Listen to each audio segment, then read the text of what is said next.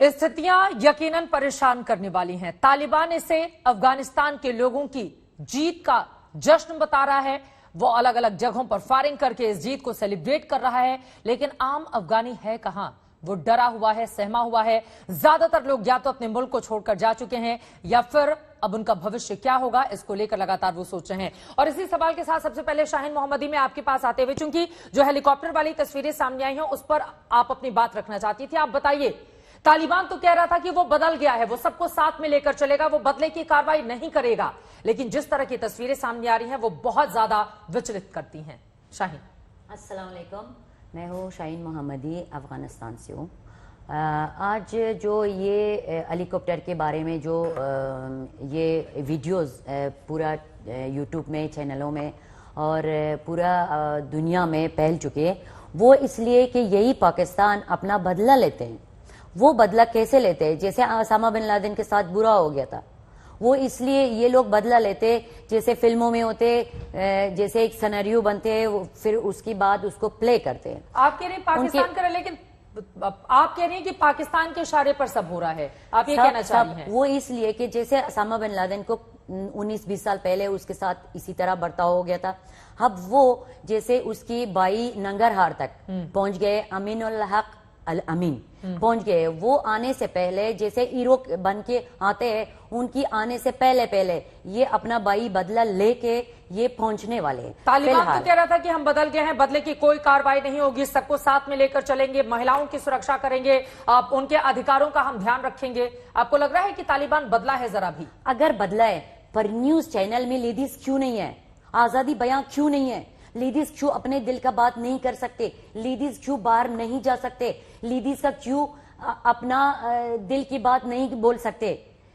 यहाँ लेडीज अफगानिस्तान में सब घरों में लेडीज तो लेडीज जेंट्स भी सब घरों में फंस चुके हैं। सब ऐसे हालात में जीते हैं जैसे लेडीज भी लेडीज है और जेंट्स भी लेडीज बन चुके हैं, सब घर में और फंसा हुआ है। दूसरी बात यह है कि अब कुछ अरसे के बाद ये पूरा अफगानिस्तान खाली हो जाते हैं। वो इसलिए कि किसी को भी पता नहीं है कि अगेन क्या होते। वो क्यों? वो इसलिए कि जैसे पिछले लोग बैंक में था, वो अब घर में जो तालिबान है वो उनकी जगह पे आ गया है। सबसे पहले बैंक बंद है, उसके बाद स्कूल, यूनिवर्सिटी, सब वहां पर हर तरह से स्थिति इतनी ज्यादा विकट हो गई है। चूंकि सीधे आपने पाकिस्तान को लेकर सवाल खड़े किए हैं, इस वजह से शाहीन मैं सीधे आरजू काजमी का रुख करूंगी जो पाकिस्तान की पत्रकार हैं।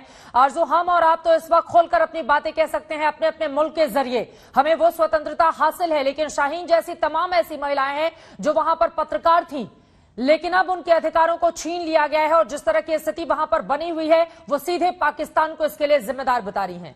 आरजू काजमी जी देखिए, बिल्कुल पाकिस्तान ने जो है वो बहुत अफसोस की बात है, लेकिन हमेशा से तालिबान का साथ दिया और अभी भी सपोर्ट किया जा रहा है और बार बार ये कहा जा रहा है कि वो बदल गए हैं, लेकिन मुझे नहीं लगता कि तालिबान की सोच किसी तरह से भी बदली हुई नजर आ रही है। क्योंकि अभी भी हमारे टीवी पे भी जो लोग हमारे यहाँ से जर्नलिस्ट गए हुए अफगानिस्तान, वो यही रिपोर्ट कर रहे हैं कि कोई अभी लेडीज जो है ना वो मार्केट में नजर आ रही हैं और ना ही पहले की तरह होटल्स में या किसी जगह पे भी म्यूजिक सुनाई दे रहा है।